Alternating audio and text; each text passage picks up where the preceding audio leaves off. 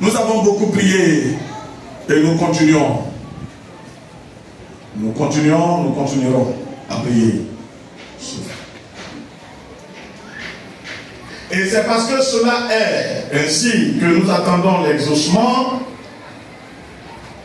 que je voudrais te poser cette question, bien-aimé. Tu pries, tu veux la bénédiction, mais avec quel cœur cherches-tu ta bénédiction?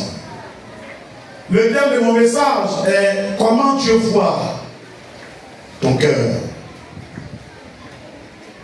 Comment Dieu voit ton cœur. En d'autres termes, comment est ton cœur devant le Seigneur? Je reviens là-dessus parce que j'ai parlé de la prière efficace, d'un point qui rend nos prières efficaces, qui est précisément l'écoute de la voix de Dieu. Et j'ai dit, je le redis encore ce matin, que celui qui prie en écoutant la voix de Dieu, sa prière est efficace. Pourquoi? Parce que c'est qui sort de là de venir t'interroger. Quel est le cœur avec lequel tu vas devant Dieu? Quel est le cœur avec lequel tu vas devant Dieu? J'ai trois versets importants à partager avec chacun. Le premier se trouve dans le livre de Jérémie, chapitre 17, verset 10. Le deuxième se trouve dans 2 Chroniques. Le cœur est important dans la relation. Le cœur est vraiment important. Le cœur joue un rôle important. Et si on veut dire le cœur est le socle d'ailleurs. Parce que ma loyauté envers toi provient de mon cœur. Ma fidélité envers toi provient de mon cœur. Mon respect à ton égard provient de mon cœur. De la façon dont mon cœur te voit. C'est pourquoi la Bible dit, c'est ce qui sort du cœur qui suit. Donc le cœur est vraiment important dans notre marche. Nous devons savoir. Allons-y, le premier texte. Jérémie 17, verset 10. Jérémie 17, verset 10. La Bible dit ceci. Oui. Moi, l'Éternel. Moi, l'Éternel. J'éprouve le cœur. Je prouve le cœur. Je sonde les reins. Je sonde les reins. Pour rendre à chacun selon ses voies. Pour rendre à chacun selon ses voies. Selon le fruit de ses œuvres. Selon le fruit de ses œuvres. Amen. Amen. Beaucoup de fois nous prions. On n'est pas exaucé. Parce que notre cœur dit une chose et la bouche dit une autre. Alléluia. Amen. Il y a quoi dans ton cœur? Il y a Dieu dans ton cœur ou il y a le monde dans ton cœur? Il y a quoi dans ton cœur? Il y a l'amour dans ton cœur, il y a l'animosité dans ton cœur. Quel est le cœur que tu as?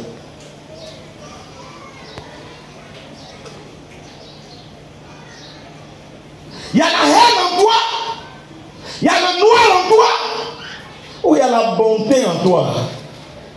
Tu veux être béni.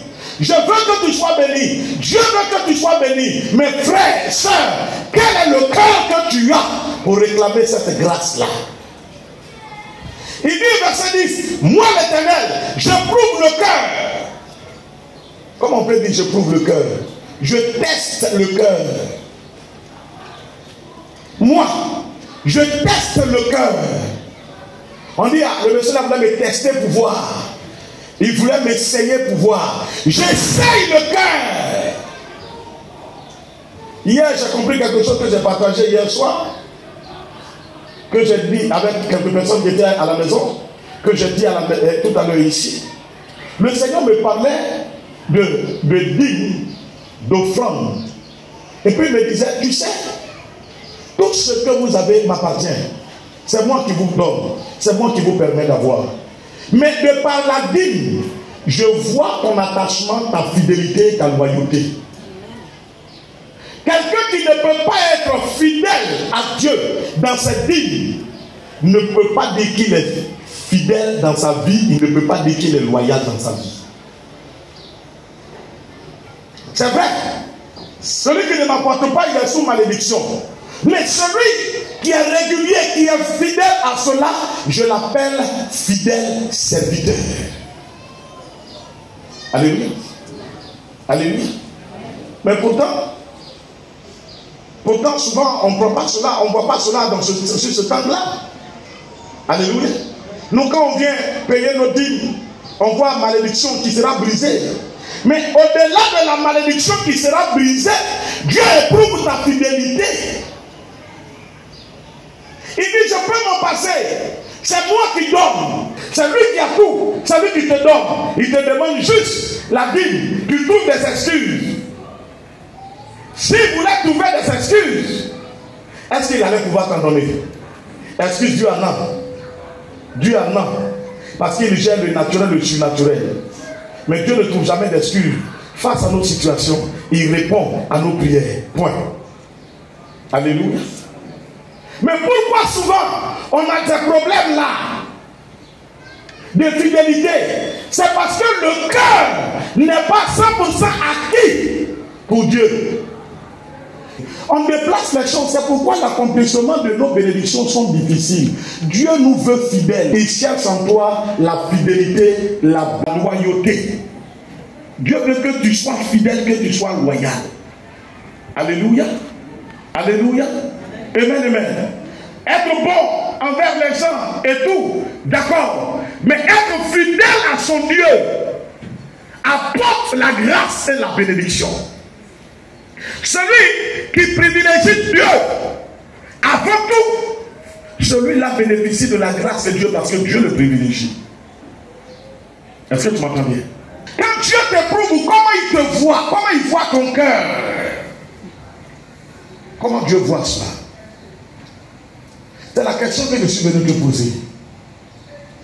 On aime beaucoup à gâter le nom du Seigneur. Mais si Dieu doit descendre en jugement avec nous, c'est nous qui aurons tort. Parce que même quand nous disons que nous marchons avec Dieu, les pensées de nos cœurs sont mauvaises. Amen. Les pensées de nos cœurs ne sont pas bonnes. La Bible dit que le cœur de l'homme est méchant par-dessus tout. Qui peut le connaître? Verset 9. Lis le verset 9.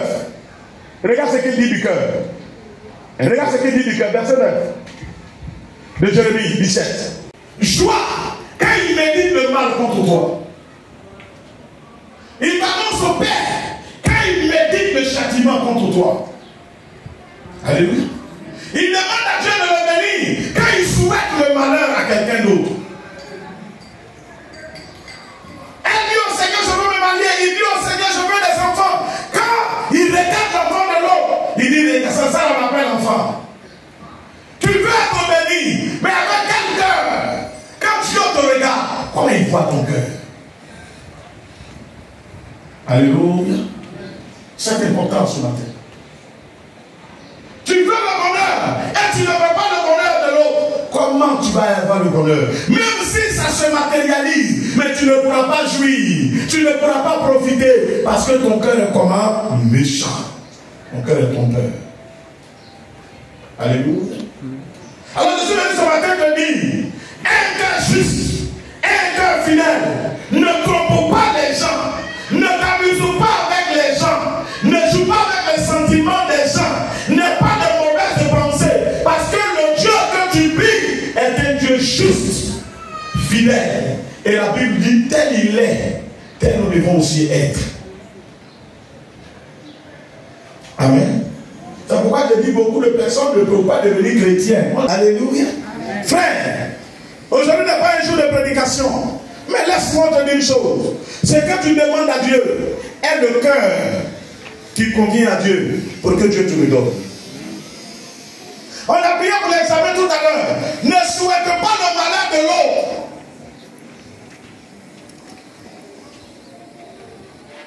Ah oui, quand je vois là, si le échoue, ça sera bon d'ailleurs, là, je vais prendre le devant sur lui. Et si toi tu échoues, c'est pas mieux? Parce que quand tu dis ça, c'est comme ça que Dieu lui voit. Et si toi tu échouais, c'est pas mieux? Alléluia. Alléluia. Amen, amen. C'est important. Ton cœur devant Dieu. Allons-y dans un chronique, rapidement. Parce que nous devons prier. Dans un chronique. Un cœur dévoué. Et d'une âme bien disposée. D'une âme bien disposée. Car l'Éternel sonde tous les cœurs. Dieu sonde tous les cœurs. Il pénètre tous les desseins. Il pénètre tous les desseins. Et toutes les pensées. Et toutes les pensées. Si tu le cherches. Si tu le cherches. Il se laissera trouver. L'Éternel se laissera trouver par toi. Mais si tu l'abandonnes. Mais si tu l'abandonnes. Il te rejettera. Il te rejettera. Pour toujours. Tu as appelé à régner. Tu as appelé à prendre la place. Ma place est devenue plus grande que moi. Mais je vais te dire une chose. La façon dont j'ai fait et puis Dieu a marché avec moi là. C'est comme ça que je te conseille. Connais le Dieu de ton Père. Connais-le. D'un cœur dévoué. Parce que tu peux tromper l'homme, mais Dieu, tu ne peux pas le tromper. Tu peux tromper l'homme, mais Dieu, lui, tu ne peux pas le tromper. Il sonde les cœurs. L'Éternel sonde les cœurs. Il éprouve les reins. L'Éternel sait tout. Il voit tout. Et il connaît tout. Je dis, moi je ne veux plus parler de quelqu'un entre lui et Dieu. Parce que Dieu sait pourquoi il est comme ça. Ce que je peux faire, c'est de t'amener à comprendre comment Dieu fonctionne. Dieu regarde le cœur. Quand Dieu nous regarde, la première chose que Dieu regarde en l'homme, c'est son cœur. Retiens bien ça. La première chose que Dieu, quand il te regarde, il veut voir, c'est l'état de ton cœur. Ce n'est pas tes dîmes, ce n'est pas tes offrandes. Ce n'est rien de tout ce qu'on fait là, mais ton cœur. Même quand tu danses, tu loues, tout le monde dit non, tu es le plus grand danseur à l'église. Mais si ton cœur n'est pas, Dieu te voit comme un faux. Voilà ce que je veux que tu retiennes dans ce culte spécial. Ce 5e mois-là, comment Dieu voit ton cœur? Aborde chez moi avec Dieu de bénir ce que tu fais dans le nom puissant de Jésus. Alléluia. Va lire ces 3 textes. Jérémie, il dit, je prouve le cœur. Je donne à chacun selon ses œuvres. Tu ne peux pas méditer le mal et puis Dieu va te récompenser en bien. Il dit, je donne à chacun selon ses œuvres. Tu ne peux pas avoir des mauvaises œuvres et puis l'Éternel va te récompenser en bien. Non. Non. Je ne peux pas le voir. Et je dis, tu es à 70% responsable de ton exaucement. Amen. Amen. Tu es à 70% responsable de ton exaucement.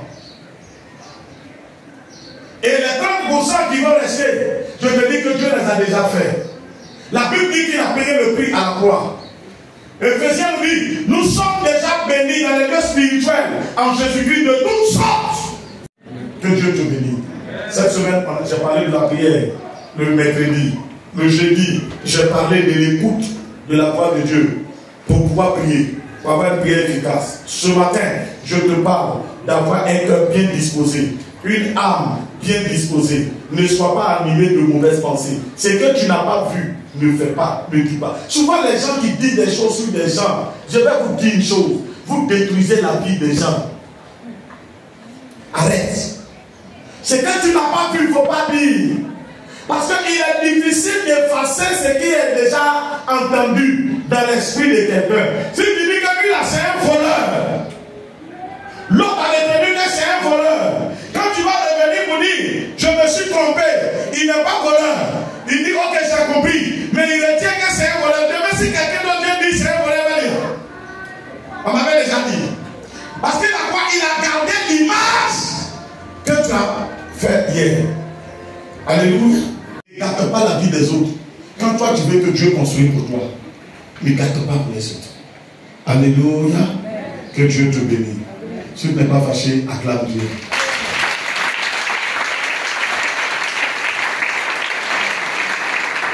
Alors, tu vas faire une prière. Dis au Seigneur, fais de moi un bâtisseur de la vie de mon frère. Amen. Est-ce que tu m'entends? Fais de moi un bâtisseur de la vie de mon frère et de ma soeur. Dans le nom de Jésus. Une façon de demander au Seigneur de t'aider à lutter pour le bonheur des autres. En le faisant pour les autres, Dieu permettra qu'on fasse aussi pour toi. Tiens-toi debout et prions ensemble, Seigneur. Prends en même temps ton offrande de consécration. Si le jour se lève jusqu'au soir, que tu n'as pas aidé quelqu'un, faut te dire que tu n'as pas servi Dieu. Dieu est esprit. On ne peut le servir autrement qu'en servant les autres. Quand je m'en vais évangéliser, je suis en train de servir Dieu. Quand je donne la vie à quelqu'un, je suis en train de servir Dieu. Ce que je fais pour quelqu'un, je suis en train de servir Dieu. Pour le faire, je dois avoir un bon cœur. Dis au Seigneur, fais de moi un bâtisseur de la vie de mon frère, de ma soeur. Tape les mains. Prie. En tout cas, lève ton offrande et prie. Parle à Dieu.